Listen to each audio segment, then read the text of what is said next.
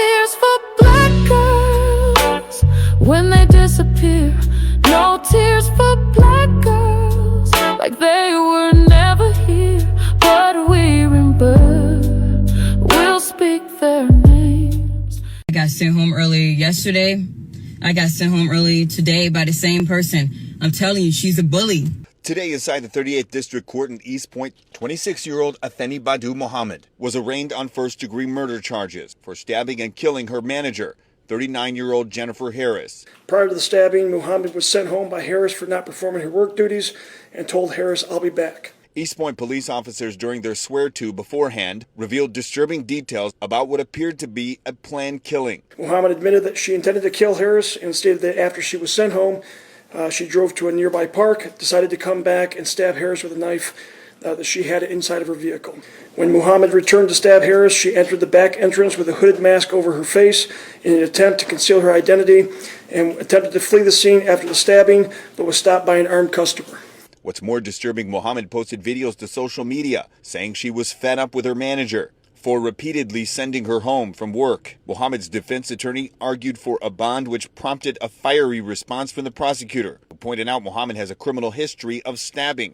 The defendant does have a prior instance of at least one that I'm aware that involved a stabbing, similar obviously to the stabbing that occurred in this case involving a knife. I am asking at this time for no bond in this case. There's a certain rhythm to mornings in Eastpointe, Michigan, a city perched on Detroit's northeastern edge, where suburban calm meets the realities of daily struggle. Here, you'll find neat, tree-lined blocks, churches on every corner, and neighbors waving across their lawns. But Eastpointe is defined as much by its resilience as its quiet streets, a place shaped by decades of working-class grit, shifting industries, and, yes, the headlines that sometimes spill over from Detroit. It's not the kind of city that expects national attention. Most days are about making ends meet, getting the kids off to school, clocking in for your shift, and trying to squeeze a little hope from life's daily anxieties. Eastpointe is built on the ordinary, powered by the extraordinary strength of the people who call it home. But on a quiet Thursday morning, something happened inside a local McDonald's that shattered the routine and sent shockwaves far beyond those familiar blocks. What began as another workday ended in tragedy, one that would ripple through Eastpointe and beyond. Today, we take you inside a story of work, struggle, heartbreak, and the invisible burden so many carry in modern America. Jennifer Harris, her friends called her Jamma, was the kind of person who held everything together, even as life tried to tear her apart. At 39, Jennifer was a mother of 6, working double shifts at the same McDonald's on 9 Mile Road for 15 years. Her smile was her armor, her discipline legendary, her compassion unbreakable. She was mother, father, provider, and friend to kids ranging from 5 to 20. Their father was behind bars, so Jennifer had to be everything. For her, the job was never just a paycheck.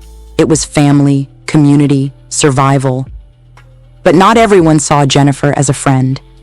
Tension simmered between her and one employee, Afeni Muhammad. Afeni, 26, was new to Eastpointe, drifting from state to state, job to job, her past marked by pain. Her social media was a storm of music, rants against bullies, and cryptic posts about feeling misunderstood. Darkness clung to her both online and off. Years earlier in Virginia, Afeni had been involved in another stabbing. Different state, same shadows. In the days before the tragedy, Afeni felt increasingly singled out at work. 2 days before the attack, she vented on Instagram, "I got sent home early yesterday. I got sent home early today by the same person. I'm telling you, she's a bully. She needs to understand that just because she's a mother and got children doesn't mean she can come in this store, disrespecting people. She can keep being a bully if she wants to, but that shit is gonna catch up to her." Afeni believed she was being disrespected, targeted. The divide between her and Jennifer grew into a chasm, deepened by resentments and pains invisible to the outside world. Then came July 10th, 2025. Just before 8 a.m., Jennifer sent Afeni home from her shift. Staff heard Afeni say, "I'll be back." No one knew how dangerous that promise would prove.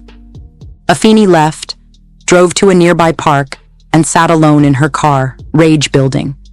She grabbed a knife she kept hidden, pulled a mask over her face, and returned to McDonald's, slipping in through the employee entrance. Inside, the routine shattered in an instant. Still masked, Afeni rushed behind the counter and attacked Jennifer without warning. 15 stab wounds, each one fueled by unchecked anger and desperation. It happened in seconds. Out in the drive-thru, a customer heard the screams, saw the attack, and acted fast. Armed and licensed, the customer fired a warning shot, then chased Afeni to her car and held her at gunpoint until police arrived. One person's quick thinking may have prevented an even greater tragedy. Jennifer was rushed to the hospital, but her injuries were too severe. She died, doing what she'd always done, working to give her children a future. The news hit Eastpointe and Detroit like a tidal wave.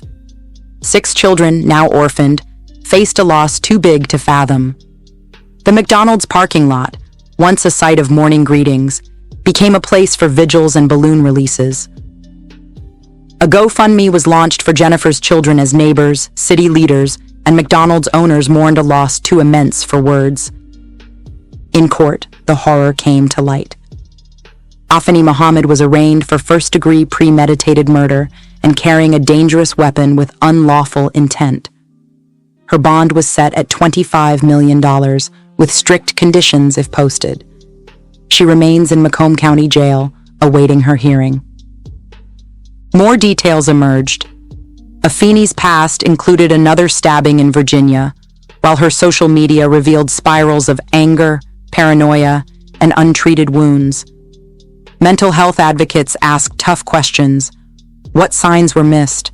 What help never came? Online, the debate raged. Some condemned Afeni, others saw her as a casualty of a broken system. But none of it can bring Jennifer back. No explanation, no sympathy, no hashtag can heal the hole in her children's lives. The story of Jennifer Harris and Afeni Muhammad is a warning, a tragedy born of hidden struggles, invisible burdens, and what happens when those burdens finally break the surface. Let's pause to consider what lies behind so many stories like this. Workplace violence and mental health. The truth is, most acts of violence at work don't come out of nowhere. They build in the shadows, in silence, in people bottling up hurt, fear, resentment, and trauma until something finally snaps. In the Black community especially, many of us are taught to push through, to work twice as hard, to survive. But we're rarely taught how to care for our mental health, to check in with ourselves, or reach out for help before things fall apart. The stigma is heavy, like a chain, against seeking therapy or simply admitting, "I'm not okay." That silence can be deadly, not just for us, but for everyone around us. If you're listening right now and you're struggling, please know you are not alone. There is no shame in needing help. There is real power in reaching out, for yourself and those who love you. Sometimes that call for help is the difference between hope and heartbreak. Up next is Queen's Crown by The Crown and Soul Collective, an original song from the soundtrack for the novel Price of Silence by J.C. Reedberg.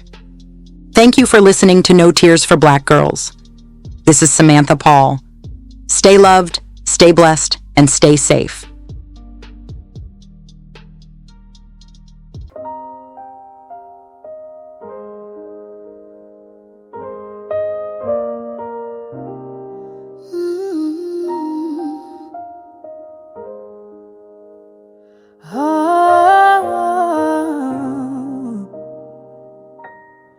Build my kingdom with these healing hands, each woman's crown restored with care, while outside they count the missing sisters whose stories never made the evening air. Salon mirrors tell the truth they hide, each chair holding secrets they can't say.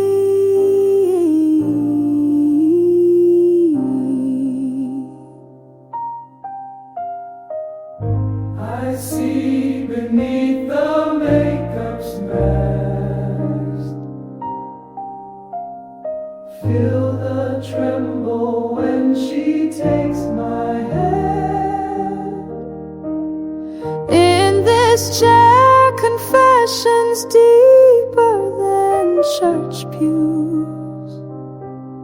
Some prayers spoken through the things we can't name.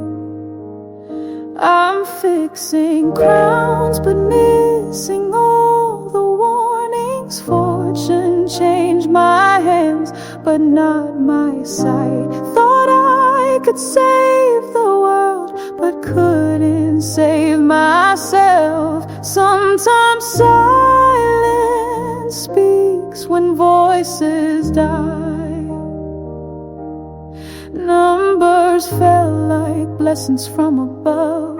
Thought I found my purpose, thought I'd found my love. Letters from behind bars painted freedom's promise. His words like honey hiding venom inside. My kingdom built on truth became a prison as I fought for others while losing myself.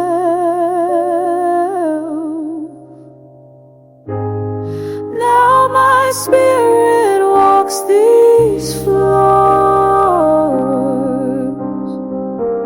My blood speaks louder than before. Through coded braids and hidden truths,